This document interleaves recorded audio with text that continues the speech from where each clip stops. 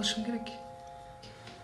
Арыз жазылды, азыр үйүңүзгө бара берсеңиз болот. Жабырлануучуну биринчи суракка алуу учурунда тергөөчү ага анын андан аркы аракеттери жөнүндө так маалымат берүүсү керек. Тергөөчү жабырлануучу аялдын муктаждыктарын аныктай алат жана аны тиешелүү мекемелерден жардам алуу үчүн багыттайт. Ошондой эле кошумча зарыл маалыматтарды берет. Мындан ары эмне кылышым керек?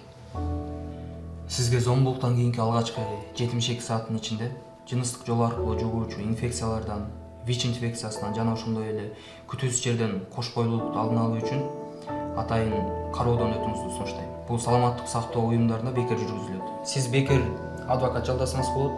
Ошондой эле атайын аялдар үчүн кризистик борборлорунан психологиялык жана социалдык жардам ала аласыз. Сизге азыр байланыш үчүн түйүндөрдү берем.